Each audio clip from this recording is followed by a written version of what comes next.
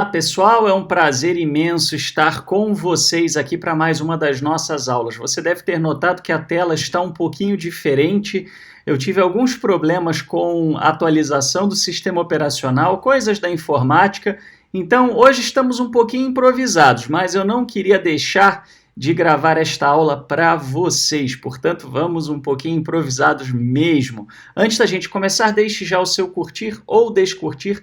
Tanto faz para o YouTube, é a mesma coisa, você ajuda o nosso vídeo a atingir mais pessoas. Bom, hoje então nós vamos finalizar o capítulo de número 29 do livro de Gênesis e logo na sequência a gente já começa, provavelmente num outro vídeo, já que eu estou dividindo a cada meia hora, né, os vídeos, nós já começamos o capítulo 30. Então, para você poder assistir o capítulo 30, basta você continuar vendo em sequência os nossos vídeos. Bom, para que a gente compreenda bem essa parte do capítulo 29, é importante fazer aqui uma recordação do que a gente falou lá na introdução. O que acontece? Bom, pessoal, então nós temos uma situação que foi comentada na aula passada sobre a questão da autoria desse capítulo do livro de Gênesis. E nós vimos como esse capítulo ele foi escrito em duas etapas, em duas partes. A primeira etapa nós falamos sobre algo que foi desenvolvido no Reino do Norte, portanto no Reino de Israel. Lógico, né, pessoal? A partir de tradições antigas, de tradições que os israelitas já tinham, etc., tradições ancestrais, o folclore deles, as narrativas, as lendas etiológicas, enfim, tudo aquilo que eles já tinham agrupado de conhecimento histórico. E a partir daí, então, foi na época, né, por volta do século 8 antes da Era Comum, isso foi escrito e houve então essa primeira versão. Aí, depois do exílio do Reino do Norte, então, várias pessoas, na época em que a Assíria, o Império Neo-Assírio, destruiu o Reino do Norte, migraram para o Reino do Sul e levaram o quê? Os seus manuscritos, as suas tradições, as suas histórias. Muito bem. A partir desse ponto, já no século VII, é que surge a parte complementar e daí até o exílio e o pós-exílio do Reino do Sul, vamos dizer, houve alguns ajustes na composição. Essa composição ela não foi realizada de uma única vez, né? Nós já falamos exaustivamente aqui sobre isso. Mas o importante aqui, quando a gente vai falar então sobre essa parte em particular, que é o capítulo 29 do livro de Gênesis, é muito importante a gente ter isso em mente pelo seguinte: originalmente, então, nós estamos falando das tradições do Reino do Norte, né? Jacó, inclusive, é essencialmente o patriarca do Reino do Norte, ao passo que Abraão era o patriarca do Reino do Sul, né? E nós vimos como as tradições foram combinadas, aquela coisa toda, né? Foram agrupadas. Muito bem. Dito isso, pessoal, é importante entender o seguinte: num primeiro momento, portanto, na narrativa do Reino do Norte, eles não estavam muito preocupados em falar do Reino do Sul. Eles estavam preocupados com a realidade deles, tá? Ao passo que, num segundo momento, quando os escribas no Reino do Sul, né, foram compor a parte, vamos dizer, que lhes cabia dessa tradição, evidentemente aí houve uma preocupação de colocar tradições referentes ao Reino do Sul na narrativa. E isso, então, permite entender um pouco por que esse texto está do jeito que está, né? Lembrem que na aula passada eu disse a vocês que a gente tinha colocado em azul aquilo que pertencia ao Reino do Sul, cuja linguagem, né, eu já falei sobre isso exaustivamente, né, mas assim, a linguagem, a maneira de escrever, a temática, etc., sugerem essa autoria no século VII no Reino do Sul, 7 antes da Era Comum. Então, quando vocês olham para este trecho aqui do capítulo, vocês podem ver que, diferentemente do que a gente viu na aula passada, aqui muito pouco foi composto no Reino do Norte. Tá? A maior parte do que está aqui foi composta no Reino do Sul.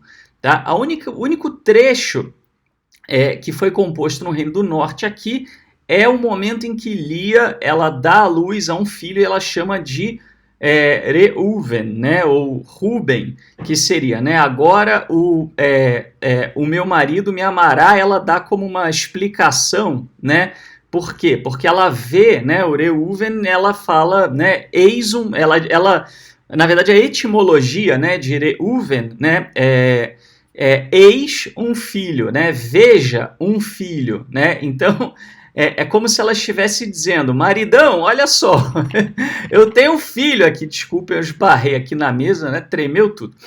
Maridão, eu tenho um filho, né, e isso era muito importante dentro do conceito da cultura do Antigo Oriente Médio. Até hoje, né, as mulheres elas têm um pouco, às vezes, essa percepção, né, de que o momento em que elas têm filho, elas passam, né, se elas derem um filho para o companheiro, elas passam a ter um status melhor perante ele, né? Algumas até acabam fazendo isso para casar, né? Isso ainda está na nossa cultura, está mudando aos poucos, né? Mas ainda existe na nossa cultura. Eu não estou aqui para fazer juízo de valores, apenas para ajudar vocês a entenderem um pouco da cultura da época, tá? Então, essencialmente, esse é o texto que foi composto no Reino do Norte. A narrativa do Reino do Norte, ela vai encerrar com 6 filhos, essencialmente. Tá? O 7º filho, que seria Benjamim, ele não aparece neste momento. Tá? A narrativa do Reino do Sul ela vai acrescentar mais 6 filhos, tá? ao tema, a temática da história original. E a gente vai entender por quê melhor olhando para o mapinha. Mas primeiro vamos ler o texto, então. O Eterno viu que Lia não era amada e ele a tornou fecunda, enquanto Raquel permanecia estéril. Bom, você tem aqui 2 elementos que são típicos do Reino do Sul, além da linguagem ser posterior, né? Mas você tem o tetragrama, né? Via de regra, o tetragrama ele era a forma como o Reino do Sul se referia ao Eterno. Tá? Enquanto você tem Elohim no Reino do Norte, essencialmente Elohim são tradições do Reino do Norte. O tetragrama é do Reino do Sul, né? E a temática de uma matriarca estéril é uma temática típica também do Reino do Sul. Então aqui, né, isso é agregado aqui já nas tradições do Reino do Sul. Então a Lia é tornada fecunda e a Raquel permanecia estéril, né? Aparece aqui como uma forma, de certa maneira, de compensação pelo fato de que Raquel era a mulher amada, né? Isso é muito importante. Vocês vão reparar no seguinte: a narrativa do Reino do Sul ela vai tornar Lia muito mais importante. E ela vai equilibrar um pouco o status de Lia com Raquel. Tá? Por quê? Porque Raquel era a matriarca do Reino do Norte. Lia é a matriarca do Reino do Sul. Então pensem vocês. Você tem uma história, né, onde originalmente você tem as 2 matriarcas. Aí você pensa nessa história sendo desenvolvida no Reino do Norte, no momento em que o Reino do Norte estava com a bola toda, o Reino do Sul era meio até subordinado ao Reino do Norte, chegou a ser vassalo do Reino do Norte, né? Você vai colocar a matriarca do Reino do Norte aqui em cima e a do Reino do Sul aqui embaixo, certo? Muito bem. Aí o Reino do Norte é exilado, né? E o jogo muda completamente. Por quê? Porque os israelitas, né, o pessoal do Reino do Norte, vai migrar para o Reino do Sul, certo? Então, aqueles que eram os reis da cocada preta, de repente eles viram o quê? Eles viram os peregrinos, imigrantes, né, sem terra, né, que isso era uma coisa que não tem nada a ver com os sem terra de hoje, né? Exceto talvez pelo fato de não ter a terra, né? Mas para eles não ter terra, né, não ter posse de terra, isso os relegava a uma condição econômica e social muito menor, né? Por quê? Porque era uma sociedade essencialmente agrária, né? E eles viviam do quê? Viviam da agricultura e da pecuária, essencialmente, né? Então você tinha muito pouca urbanização, né, naquela época. Então você não ter terra era essencialmente você ser muito pobre, se você tivesse recursos financeiros, você seria uma pessoa com terras, tá? Então, o pessoal do Reino do Norte estava aqui, né, aqui e o Reino do Sul aqui, né? Isso no século VIII. De repente, né, com a destruição do Reino do Norte, ele é exilado, né? O pessoal migra, foge para o Sul, você vai ter uma inversão do status, tá? E como o Reino do Sul, vamos dizer assim, ele vai ter também um momento de maior tranquilidade, então ele começa, né, também a ele a se desenvolver, né, a se tornar mais importante. E aí, obviamente, as tradições vão refletir isso. Tá? Então, se um texto original ele botava Raquel lá em cima e Lia era secundária, o texto agora, no Reino do Sul, ele vai sofrer um processo, né, de elevação da Lia, né, ao ponto de igualar ou, né, na verdade, de chegar a ultrapassar Raquel. Lia passa a ser a principal matriarca, né? Apesar de Raquel ser a mulher amada, né? E essa diferença, esse ajuste, ele começa justamente dessa maneira. Por quê? Uma mulher estéril era vista de forma inferior.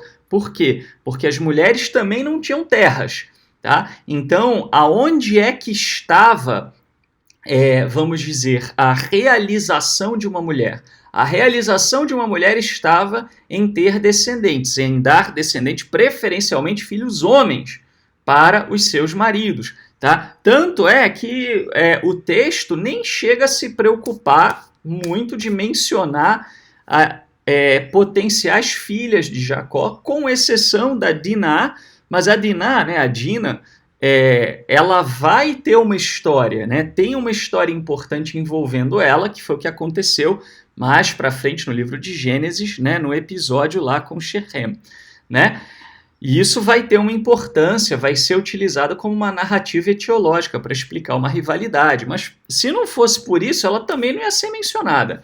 Tá? Então as mulheres, né, no Oriente Médio Antigo, elas eram, com o perdão, né, que as mulheres me perdoem, eu não estou falando de hoje, nem estou dando a minha opinião, tá? Mas as mulheres, elas eram uma propriedade do homem, elas eram, né, relegadas a segundo plano, né? O camarada tinha não sei quantos hectares de terra, né, não era medido em hectares, mas para vocês entenderem, ele tinha não sei quantos bois, cabras, camelos e mulheres.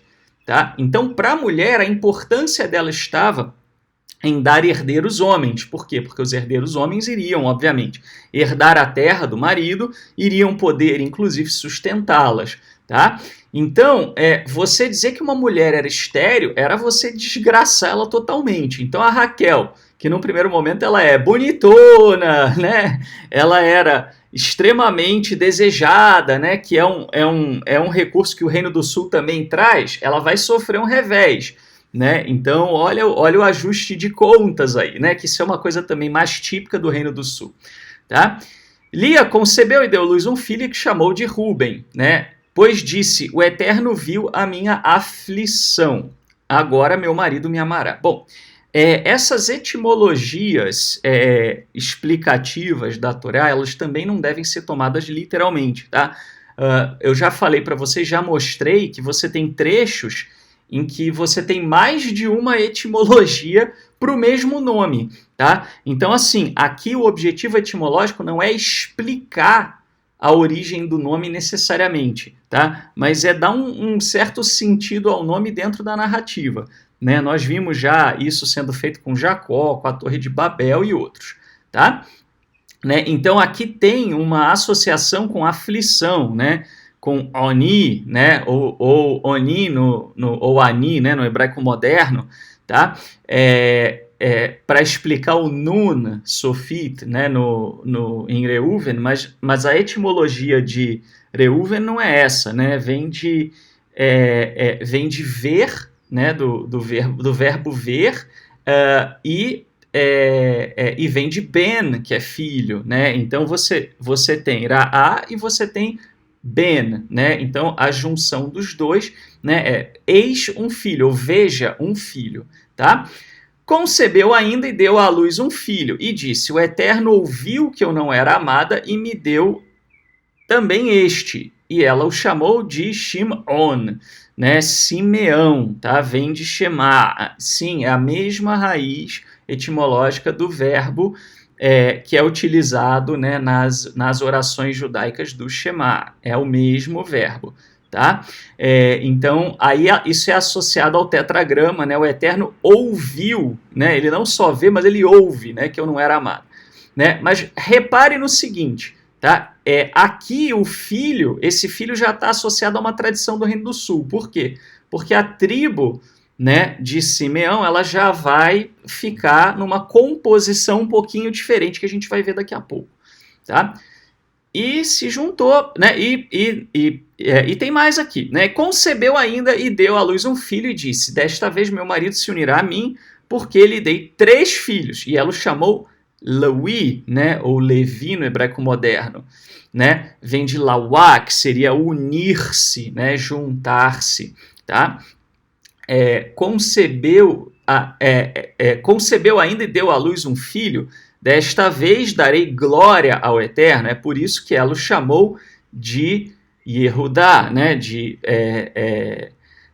Né, de Judá, né? Então aqui, né, você vai ter, né, o próprio termo, né, que muitos conhecem, né, honra ou louvor, né, que seria Hod, né, vem da mesma raiz aqui, tá? Então seria ele, poderia ser, né, ele louva, né, ele glorifica. Aí tem até o pessoal religioso, né? Ai, meu pai, o pessoal religioso às vezes é uma comédia, né?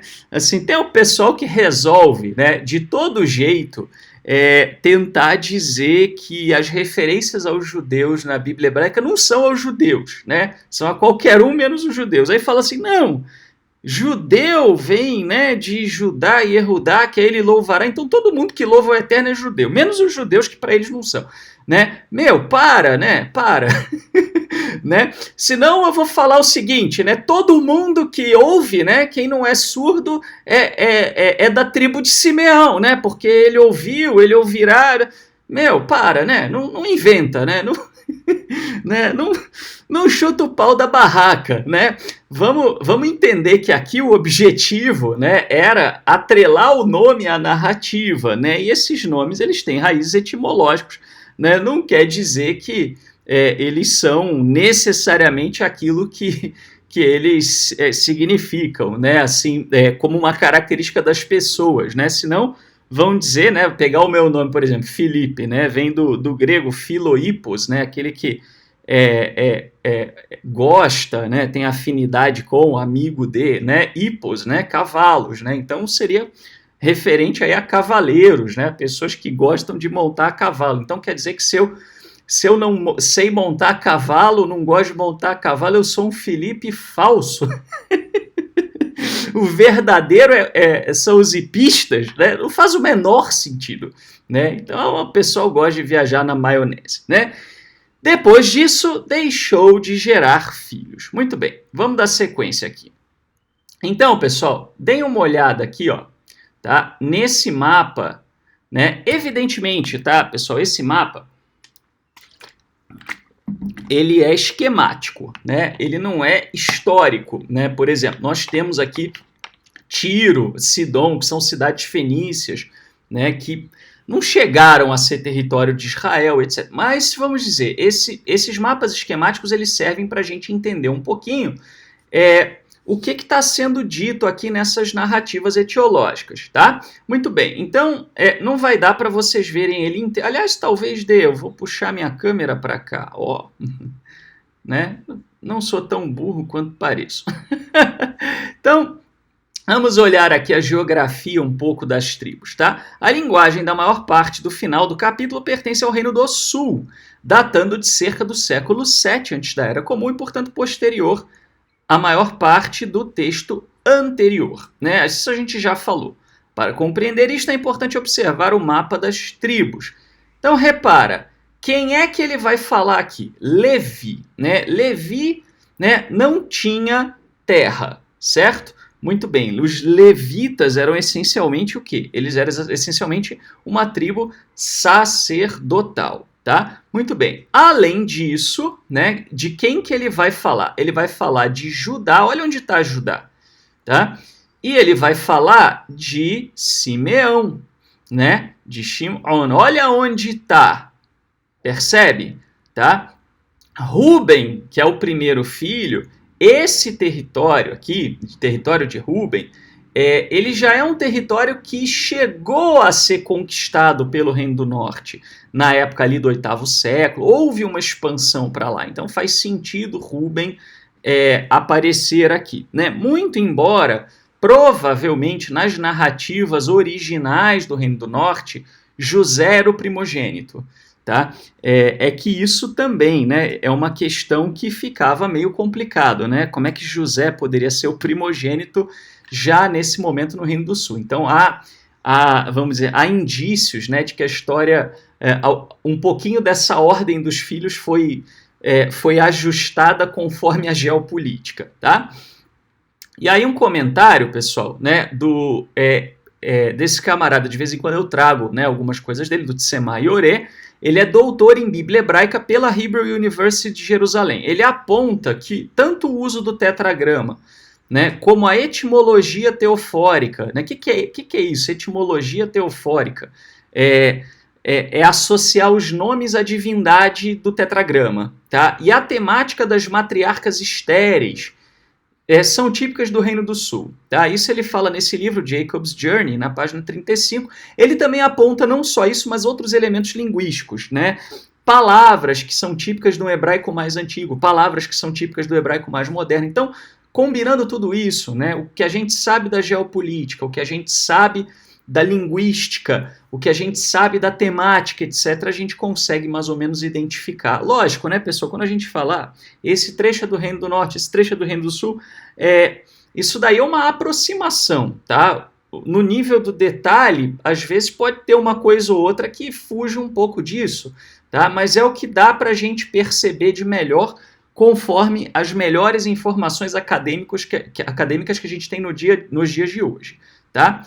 Não é coincidência que os relatos com linguagem do Reino do Sul sejam justamente aqueles que se referem ao nascimento dos patriarcas das tribos do Sul, ok? Então, essencialmente, pessoal, você vai ter os patriarcas do Reino do Sul, eles sendo descritos aqui num texto que é típico do Reino do Sul. Isso aqui foi acrescentado no século VII, antes da Era Comum, né? E foi acrescentado logo no comecinho, justamente por quê? Né? Porque a ideia deles era mostrar, olha, o Reino do Sul está acima, tá?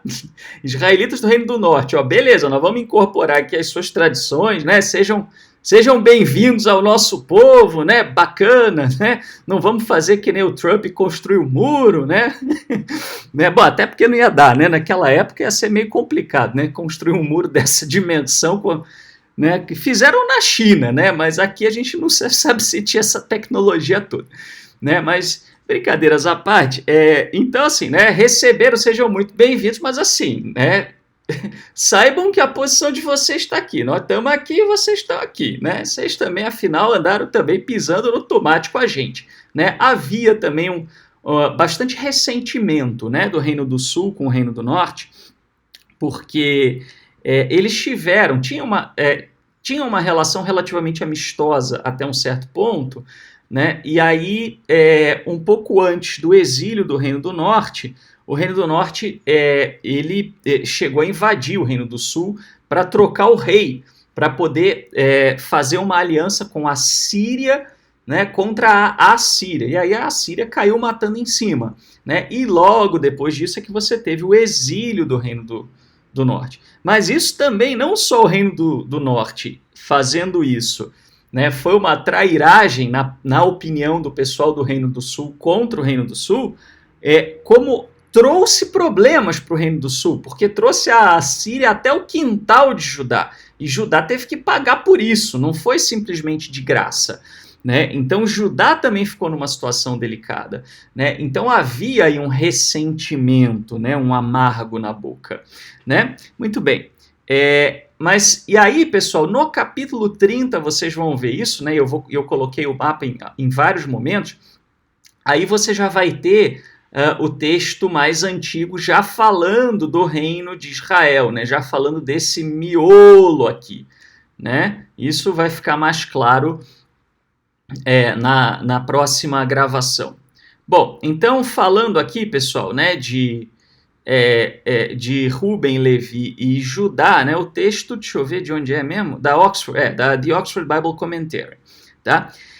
Esta seção consiste principalmente de uma coleção, aqui esse comentário da Oxford Bible Commentary, esse comecinho, ele está falando do texto inteiro da genealogia dos filhos de Jacó, tá? Por quê? Porque aquilo que a gente falou já na outra aula, né? Não tinha, naquela época, capítulo, divisão de capítulo, né? E essa divisão de capítulo foi feita na Idade Média. Às vezes ela é boa, às vezes ela mais atrapalha do que ajuda. Neste caso aqui, ela dividiu uma história que era para ser se fosse dividir, ela era para ser um capítulo único, né? Que era a história dos descendentes dos filhos, né, de Jacó. E depois aí podia começar um outro capítulo com a história de Jacó e Labão. Mas isso ficou dividido. Então ele está falando desta seção que compreende o final do 29 até, vamos dizer, meados aí do 30. Tá? Então esta seção consiste principalmente de uma coleção variada de avisos dos nascimentos dos 11 filhos de Jacó. Por que 11? Porque Benjamim não nasceu aqui, né? Ele vai nascer na narrativa muito tempo depois. E uma filha, Diná, cujos nomes são os das tribos israelitas posteriores, obviamente com a exceção de Diná, porque, como a gente falou, mulheres naquela época, né, não eram consideradas muito importantes. As razões dadas para seus nomes, todas se referem às circunstâncias das mães, ao contrário das bênçãos tribais no capítulo 49. O capítulo 49, ele vai falar das pessoas dos filhos de Jacó e das tribos, né? já dos seus descendentes, etc. Né? E aí você vai ver uma preocupação maior, aonde você tem algum trocadilho até com nomes, etc., você vai ver uma preocupação maior em falar da realidade mais presente dos filhos de Israel. Aqui não, aqui são as mães falando da situação delas. Né? Por isso eu falei também, essa etimologia, ela não deve ser vista como uma etimologia literal, tá? E sim como uma alegoria para a situação das mães, até porque quem escolhia o nome não era a mãe, era o pai. Né? E o pai não ia dar o nome baseado no que aconteceu com a mãe. Tá? Muito bem. São etimologias populares bastante fantasiosas e dificilmente genuínas. Né? Então a Oxford Bible Commentary pega um pouquinho pesado aqui. Né? Eu acho que eles não precisavam chegar a esse ponto. Né? Na realidade, não é que ela é fantasiosa. Eu deixei porque é o que eles escreveram, até para vocês não terem acesso só à minha opinião, vocês terem acesso a outras opiniões também. Tá? Mas assim, no meu ver, é um pouco de exagero dizer que ela é fantasiosa. Ela é um trocadilho. E esses trocadilhos são comuns na Bíblia hebraica em vários momentos. Tá? As palavras atribuídas às mães, né, ao nomear, né, não ao nomeando, ao nomear seus filhos foram feitas para se encaixar nos nomes, mas elas não se encaixam muito bem. Né? Aqui seria a uso, né? A uso de palavras muito raras.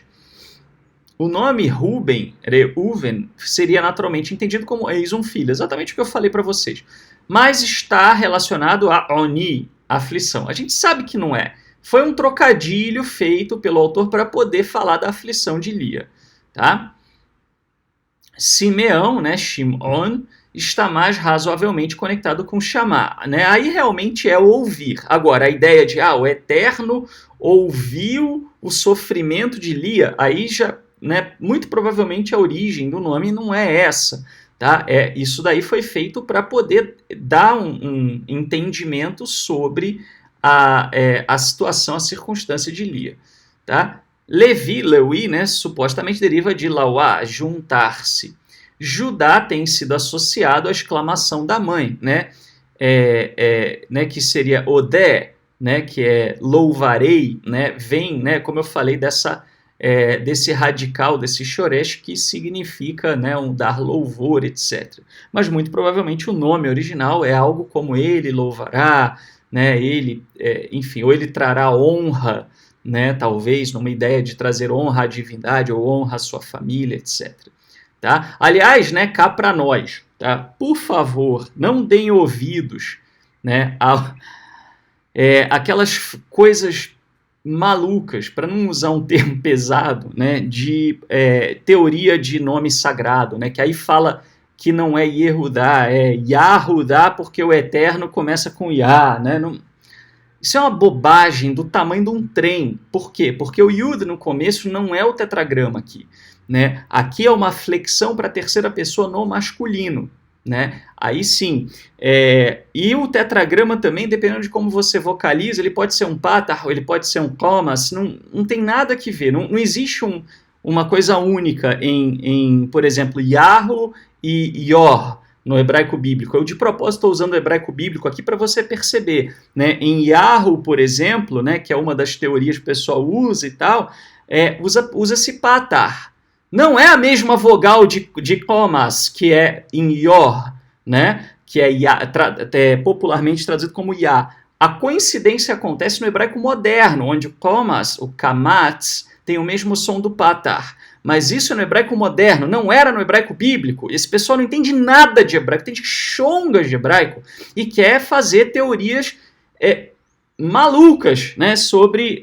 Aí põe lá, aí tudo que vê com Yud, que tem N motivos pelos quais uma palavra começa com Yud, e aí tudo que vê com Yud ele põe Ya, né? Assim, passar atestado de ignorância perante qualquer pessoa que entenda um mínimo de hebraico. Então não faça isso, não caia nisso, vai estudar hebraico, que você vai ver que não é assim, tá bom? Muito bem, vou voltar aqui a minha janela para o cantinho, né? Fico mais legal no cantinho. Bom, então é isso, pessoal. Nós vamos dar sequência. Então, esta foi a aula do capítulo 29, tá? Mas nós não estamos encerrando aqui, nós vamos dar sequência agora com o capítulo 30. E se você gosta das nossas aulas, se você tem sido abençoado pelos nossos esforços, então não deixe de retribuir. Não deixe de nos ajudar, de praticar o retorno, né? De não ficar apenas absorvendo informações, mas também nos ajudar a trazer mais informações de qualidade, justamente até para a gente não cair em nenhuma loucura, nem tampouco ter um entendimento bíblico distorcido por causa, né, de dogmas religiosos. Se você acredita na importância disso, como eu acredito, não deixe de nos ajudar. Então, até breve, daqui a pouquinho, então, com o capítulo 30 do livro de Gênesis.